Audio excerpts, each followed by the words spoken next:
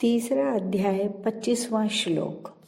सक्ता कर्मण्य विद्वांसो यथा कुर्वन्ति भारत, कुर्यात् अविद्वांस तथा असक्तश्च चिकीर्षु लोक संग्रहम्। 26वां श्लोक। न बुद्धिभेदं जनयेद अज्ञानां कर्मसंगीनां, जिष्येत् सर्वकर्माणि विद्वान् युक्तः समाचरन्।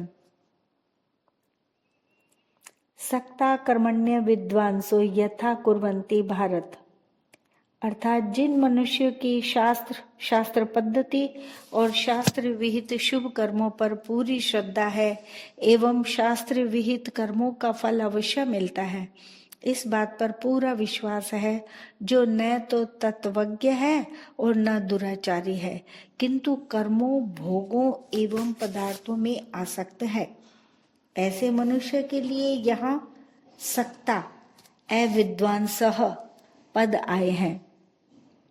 शास्त्रों के ज्ञाता होने पर भी केवल कामना के कारण ऐसे मनुष्य अविद्वान, अज्ञानी कहे गए हैं। ऐसे पुरुष शास्त्रज्ञ तो हैं पर तत्वज्ञ नहीं, ये केवल अपने लिए कर्म करते हैं, इसीलिए अज्ञानी कहलाते हैं।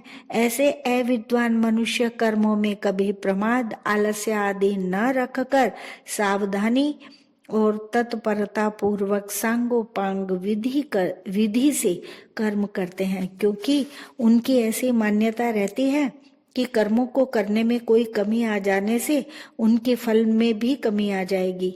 भगवान उनके इस प्रकार कर्म करने की रीति को आदर्श मानकर सर्वथा आसक्ति रहित विद्वान के लिए भी इसी विधि से लोक संग्रह के लिए कर्म करने की प्रेरणा करते हैं।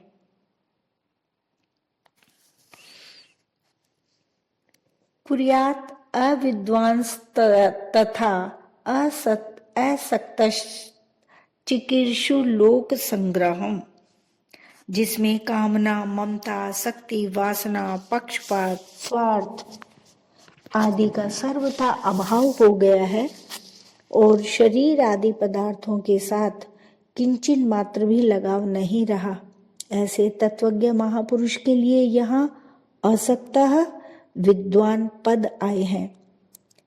लोक संग्रह में वापी संपश्यन कहकर उसी को यहाँ लोक संग्रह चिकीर्षु पदों से कहा गया है। श्रेष्ठ मनुष्य आसक्ति रहित जो विद्वान है, उसके सभी आचरण स्वाभाविक ही यज्ञ के लिए मर्यादा सुरक्षित रखने के लिए होते हैं। जैसे भोगी मनुष्य की भोगों में, मोही मनुष्य के कुटुंब में और लोभी मनुष्य के धन में रति होती है, ऐसे ही श्रेष्ठ मनुष्य की प्राणी मात्र के हित में रति होती है। उसके अंतःकरण में मैं लोक हित करता हूँ ऐसा भाव भी नहीं होता, प्रत्युत उसके द्वारा स्वतः स्वाभाविक लोकहित होता है। प्राकृत पदार्थ मात्र से सर्वथा संबंध विच्छेद हो जाने के कारण उस ज्ञानी महापुरुष के कहलाने वाले शरीर, इंद्रियां, मन, बुद्धि आदि भी लोक संग्रह पद में आए लोक शब्द के अंतर्गत आते हैं। दूसरे लोगों को ऐसे ज्ञानी महापुरुष लोक संग्रह की इच्छा वाले दिखते हैं, पर वास्तव में उनमें लोक संग्रह की भी इच्छा नहीं होती, कारण कि वे संसार से प्राप्त शरीर, इंद्रियां, मन, बुद्धि, पदार्थ, पद, अधिकार, धन, योग्यता, सामर्थ्य सभी को साधन अवस्था से ही कभी किंचित मात्र भी अपने और अपने लिए नहीं मानते, प्रत्युत संसार के और संसार की सेवा के लिए ही मानते हैं, जो कि वास्तव में है। वही प्रवाह रहने के कारण सिद्धावस्था में भी उनके कहलाने वाले शरीर आदि पदार्थ स्वतः स्वाभाविक किसी प्रकार की इच्छा के बिना संसार की सेवा में लगे रहते हैं। इस श्लोक में यथा और तथा पद कर्म करने के प्रकार के अर्थ में आए हैं। तात्पर्य है कि जिस प्रकार अज्ञानी सकाम पुरुष अपने स्वार्थ के लिए सावधानी और तत्परता पूर्वक कर्म करते हैं, उसी प्रकार ज्ञानी पुरुष भी लोक संग्रह अर्थात दूसरों के हित के लिए कर्म करे। ज्ञानी पुरुष को प्राणी मात्र के हित का भाव रखकर संपूर्ण लौकिक और वैदिक कर्तव्य कर्मों का आचरण करते रहना चाहिए। सबका कल्याण कैसे हो, इस भाव से कर्तव्य कर्म करने पर लोक में अच्छे भावों का प्रचार स्वतः होता है। अज्ञानी पुरुष तो फल की प्राप्ति के लिए सावधानी और तत्परता से विधि पूर्वक कर्तव्य कर्म करता है, पर ज्ञानी पुरुष की फल में आसक्ति नहीं होती और उसके लिए कोई कर्तव्य भी नहीं होता, अतः उसके द्वारा कर्म की उपेक्षा होना संभव है। इसीलिए भगवान कर्म करने के विषय में ज्ञानी पुरुष को भी अज्ञानी पुरुष की ही तरह कर्म करने की आज्ञा देते हैं। विद्वान को आदर्श बताया गया था 21वें श्लोक में, पर यहाँ उसे अनुयायी बताया है। तात्पर्य यह है कि विद्वान चाहे आदर्श हो अथवा अनुयायी, उसके द्वारा स्वतः लोक संग्रह होता है। जैसे भगवान श्री राम प्रजा को उपदेश भी देते हैं और पिताजी की आज्ञा का पालन करके वनवास भी जाते हैं। दोनों ही परिस्थितियों में उनके द्वारा लोक संग्रह होता है, क्योंकि उनका कर्मों के करने अथवा न करने से अपना कोई प्रयोजन नहीं था। जब विद्वान आसक्ति रहित होकर कर्तव्य कर्म करता है, तब आसक्ति युक्त चित्त वाले पुरुषों के अंतःकरण पर भी विद्वान के कर्मों का स्वतः प्रभाव पड़ता है। चाहे उन पुरुषों को यह महापुरुष निष्काम भाव से कर्म कर रहा है ऐसा प्रत्यक्ष दिखे या न दिखे, मनुष्य के निष्काम भाव का दूसरों पर स्वाभाविक प्रभाव पड़ता है, यह सिद्धांत है।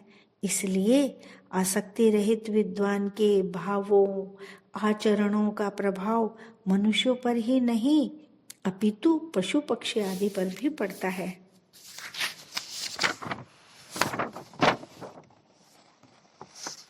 विशेष बात यह है कि मनुष्य जब तक निष्काम भाव पूर्वक विहित कर्म नहीं करता तब तक उसका जन्म मरण नहीं मिट सकता।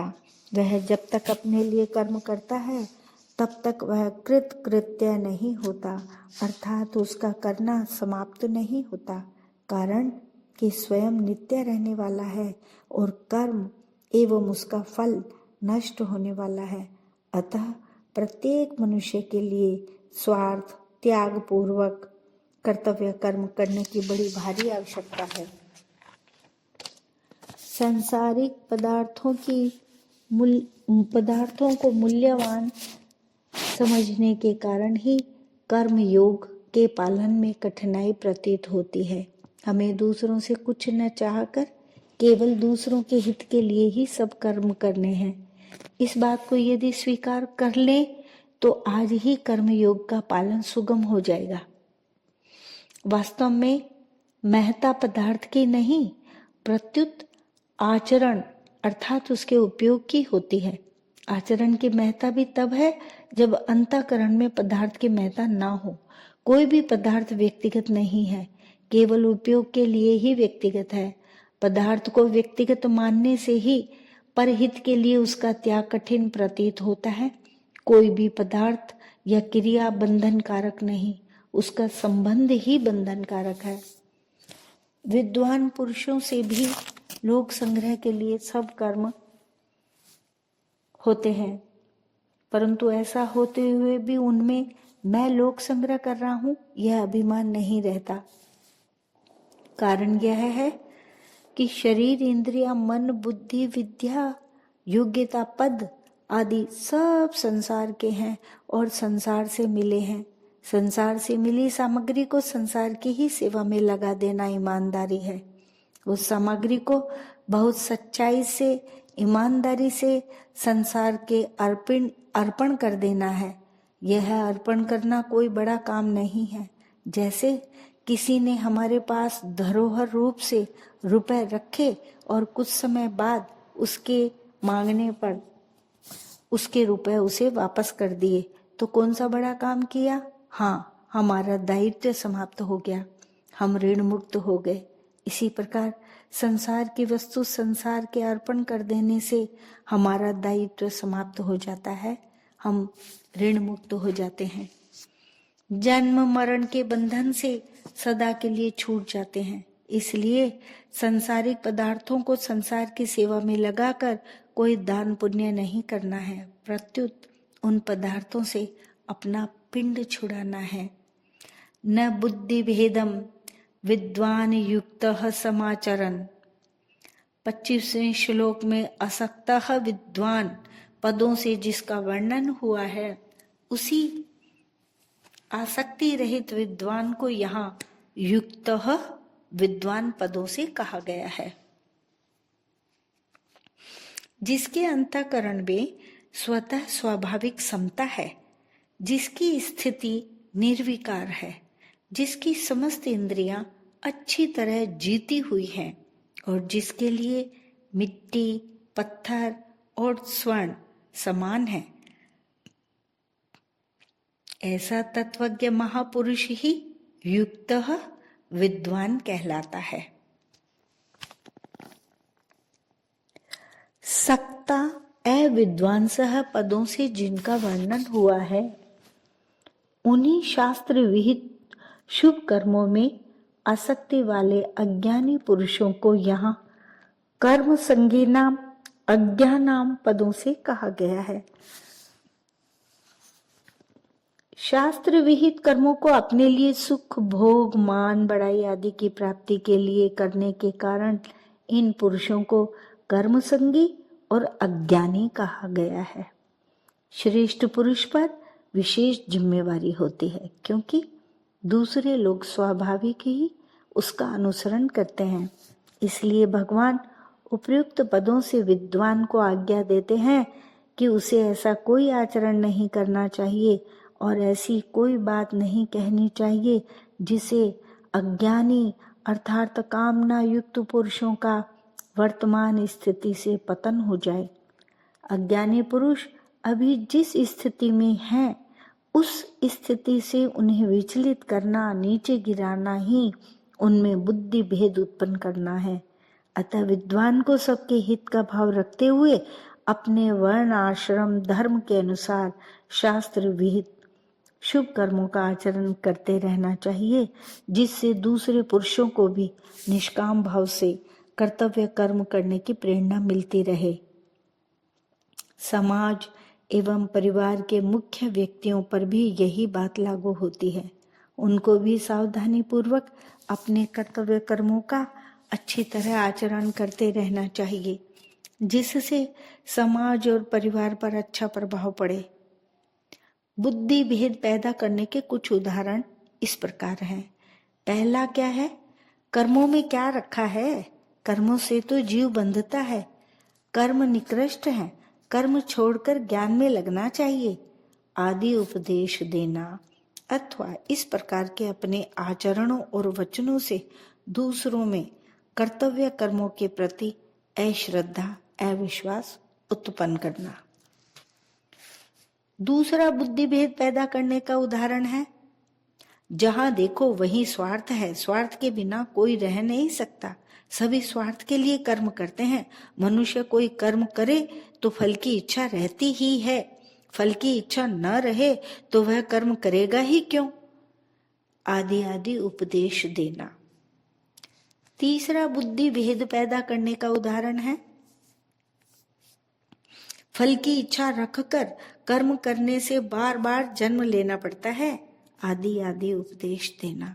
इस प्रकार के उपदेशों से कामना वाले पुरुषों का कर्म फल पर विश्वास नहीं रहता। फलस्वरूप उनकी आसक्ति तो छूटती नहीं, शुभ कर्म जरूर छूट जाते हैं। बंधन का कारण आसक्ति ही है, कर्म नहीं।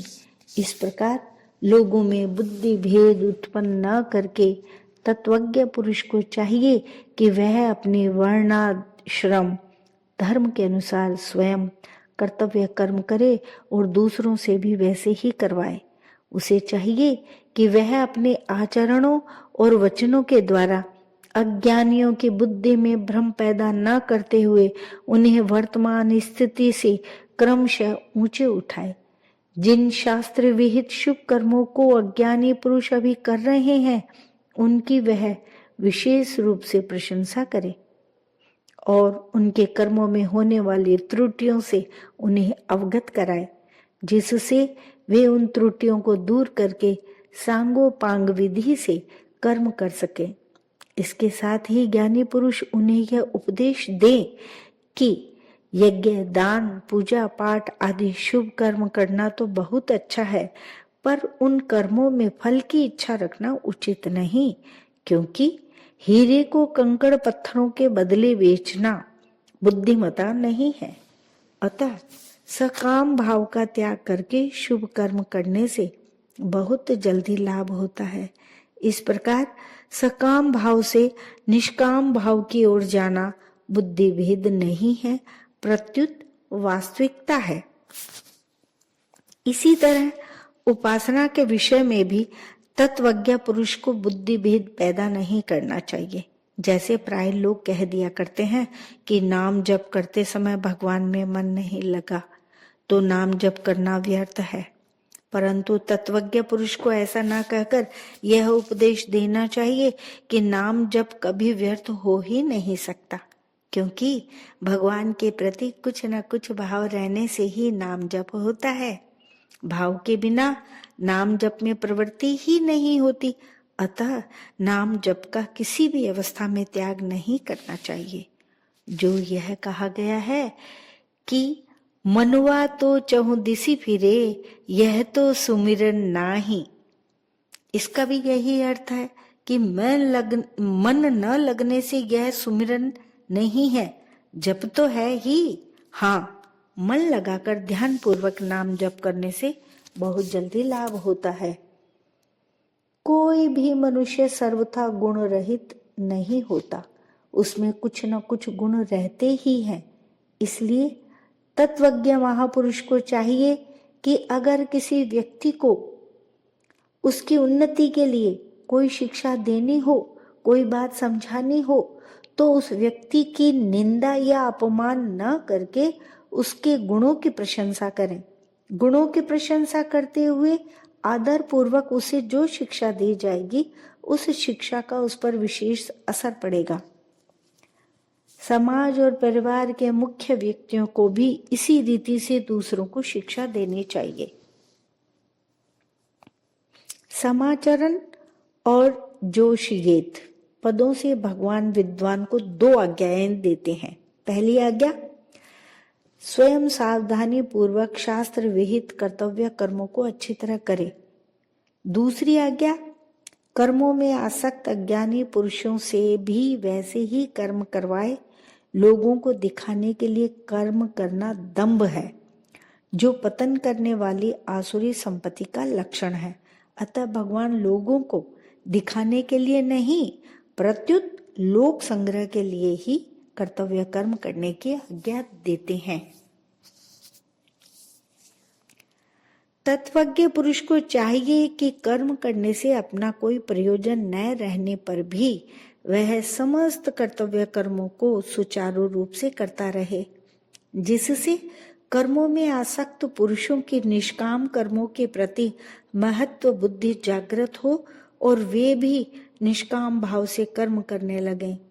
तात्पर्य यह है कि उस महापुरुष के आसक्ति रहित आचरणों को देखकर अन्य पुरुष भी वैसा ही आचरण करने की चेष्टा करने लगेंगे। इस प्रकार ज्ञानी पुरुष को चाहिए कि वह कर्मों में आसक्त पुरुषों को आदर पूर्वक समझाकर उनसे निषिद्ध कर्मों का स्वरूप से सर्वथा त्याग करवाए और विहित कर्मों में से सकाम भाव का त्याग करने की प्रेरणा करे। अब परिशिष्ट भाव क्या है?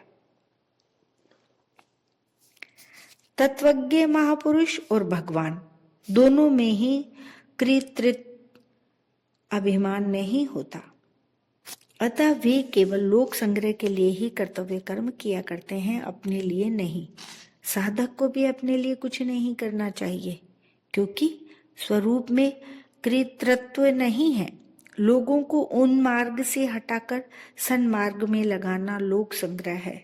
लोक संग्रह का उपाय है शास्त्र के अनुसार ठीक आचरण करना, पर भीतर में साधक ये भाव रखे कि मेरे को अपने लिए कुछ नहीं करना है। वह लोगों में यह न कहे कि मैं अपने लिए कुछ नहीं करता हूं। ज्ञानी और अज्ञानी में क्या अंतर है, इसको भगवान आगे के श्लोक में बताते हैं।